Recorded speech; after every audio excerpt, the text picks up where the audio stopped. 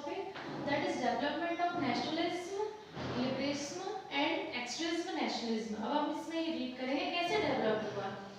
Means हमने we have seen in the previous video that the Congress, National Congress established had formed. अब जब इसमें entry हुई लोकमान्य तिलक की एंड महात्मा गांधी की, after that the national Congress was totally changed. उनकी जो थिंकिंग पावर थी वो एक नेशनल लेवल पे थी और नेशनल लेवल के बाद जो ऑब्जेक्टिव सेट करते हैं it was the very brilliant. तो जैसे उनकी entry after that the many rules many objective get totally change in the Indian National Congress. उसके बाद आफ्टर दैट उनका जो हमारा व्यूज जो हमारे नेशनल लेवल की कुछ प्रॉब्लम्स थी वो और अच्छे से सॉल्व करने की उनमें बहुत अच्छी कैपेबिलिटी थी.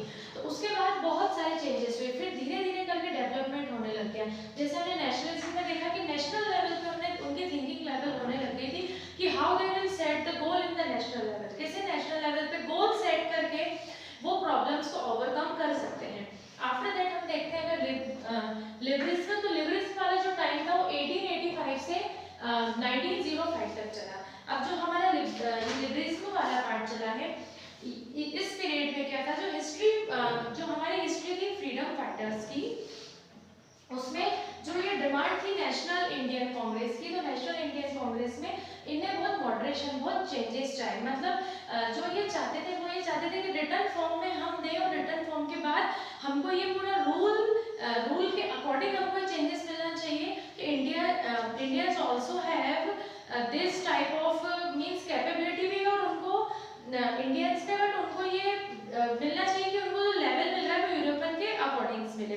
अब बहुत सारी डिमांड्स थी जो अभी मॉडरेट चेंजेस हुआ था उस मॉडरेट नेशनल कांग्रेस में बहुत सारी डिमांड्स थी. अब वो डिमांड्स हम देखते हैं, जैसे increase in the number of elected member. अब जो नेशनल लेवल पर आप जो मेंबर्स अपॉइंट कर रहे हैं उनके नंबर जो इलेक्ट कर रहे हैं उनके नंबर्स आप इंक्रीज करिए, इंडियन मेंबर्स भी उसमें होना चाहिए.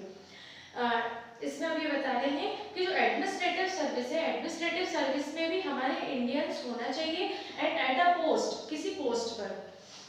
आर्मी जो हमारा आर्मी एक्सपेंडिचर है उस लेवल का जो खर्चा है वो आप उस लेवल पे खर्चा करिए और करने के बाद हमारे पीपल्स को भी उतना मिलना चाहिए. अब ये बताते हैं जो एक्सपांशन हमारा जो कोटास जो छोटी छोटी इंडस्ट्री इंडियन लेवल पे थी वो इनके आने के बाद वो एकदम डिस्ट्रॉय हो गई, because they are taking the product from a very low cost, बहुत लो कॉस्ट से लेकर उसको सेल कर रहे थे. तो इससे इंडियन जो इंडस्ट्रीज थी, जो इंडियन कोटाज इंडस्ट्री, वो भी बहुत इफेक्टेड हो रही थी. तो दे आर सेइंग दैट जो टेक्निकल एजुकेशन लेवल जो है और जो कोटाज इंडस्ट्री उसको आपको एक्सपांशन उसको बहुत बड़े लेवल पे करना है, बड़े लेवल पे होना चाहिए और बड़े लेवल पे होने के बाद आपको उतना अमाउंट भी पे करना पड़ेगा रिटर्न में. और अपॉइंटमेंट्स मतलब हायर पोस्ट पे जो इंडियन के अपॉइंटमेंट्स भी बहुत एक लेवल पे होना चाहिए. और जो आपका फार्मर से जो टैक्स आप ले रहे हैं उसका डिडक्शन आपको उसका डिडक्शन करना मीन्स इतना लेवल पे नहीं लेना है, एक कॉमन लेवल पे आप टैक्स इंडियन फार्मर से ले सकते हैं. आफ्टर दैट मीन्स जो ये लेवल था इसमें बहुत मॉडरेशन आए थे. इसमें मॉडरेशन लेवल इतने थे कि वो एक जो भी वो बिल पास आउट करवाना चाहते थे या जो भी वो रूल निकलवाना चाहते थे वो पूरे इंडिया लेवल पे था जिसमें सारे इंडियंस को बहुत बेनिफिट मिले. अब नेक्स्ट हम देखते हैं जो इसमें अचीवमेंट्स जो इम्पोर्टेंस इस मॉडरेट का आता जा रहा था कि जो फ्रीडम फाइटर स्ट्रगल बहुत पहले टाइम से कर रहे थे, उसके बाद इनके ऐड होने से बहुत सारी चीज़ों में जो मॉडिफाई होता ही जा रहा था और अचीवमेंट भी इनको धीरे धीरे करके मिलता जा रहा था. मीन्स एक ऐसा प्लेटफॉर्म मिल गया था इंडियन नेशनल कांग्रेस से जिसमें बहुत सारे पीपल यूनाइट होकर उस प्लेटफॉर्म पे अपने आप को परफॉर्म कर रहे थे. और अगर ये कुछ गोल अचीव करते हैं, जैसे हमने देखा महात्मा गांधी इस टाइप से जो लीडर्स थे, अगर वो कुछ गोल अचीव करते थे तो प्लेटफॉर्म पे बहुत सारे पीपल जो कलेक्ट हो रहे थे वो सब उनकी हेल्प करते थे कि हम सब आपकी हेल्प करेंगे ये सारी चीज़ें अचीव करवाने में. अब इसमें हम देखते हैं द इम्पोर्टेंस ऑफ एक्सट्रीम्स. अब इसमें एक्सट्रीमिस्ट में बता रहे हैं कि इसका इम्पोर्टेंस भी हमारे लेवल पे बहुत रहा है कि जो पॉलिसीज जितनी भी हम पॉलिसीज अप्रूव करना चाहते थे, अप्लाई करना चाहते थे, वो सारी पॉलिसीज में क्या हुआ कि जो हमारे यूरोपियंस थे, जो ब्रिटिशर्स थे, वो तो हर एक चीज को मींस हमारा कुछ जो रिप्लाई देते थे वो बहुत वल्गर लेवल पे देते थे.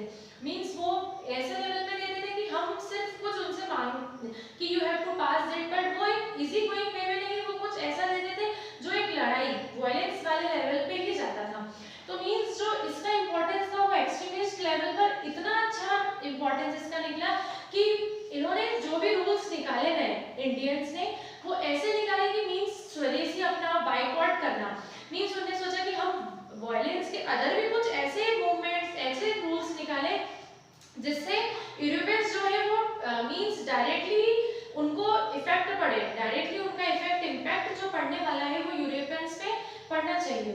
तो जो इनका इंपॉर्टेंस था, इन्होंने ऐसा रूल निकाला कि हम उनकी सारी चीजें बाइकआउट करेंगे, अगर वो हमको एक अच्छा पे हमारा ही मटेरियल लेकर हमको अच्छा पे नहीं कर पा रहे तो हम उनकी चीजें बाइकआउट करेंगे और सबको ये बताना है कि हमको सिर्फ स्वदेशी ही मटेरियल आपको परचेस करना है, वही यूज करना है। तो जब उनके पास सामान बचता जाएगा मीन्स उनको लगेगा कि economically they are also hurted through Indians, कि वो इंडियंस के थ्रू इकोनॉमिकली भी हर्टेड हो रहे हैं। तो इन्होंने जो इनका माइंड लेवल था वो बहुत अच्छा था, नेशनल लेवल पे इन्होंने बहुत सारे मूवमेंट्स ऐसे निकाले जिसकी हेल्प से हमको हमारे मूवमेंट्स धीरे धीरे अचीव होते गए। अब हमारे जो 3 मेंबर्स हैं जो मेन लीडर्स बने थे हमारे ये एक्सट्रीमिस्ट नेशनल लेवल पर, वो थे हमारे लाला लाजपत राय, बाल गंगाधर तिलक और विपिन चंद्र पाल।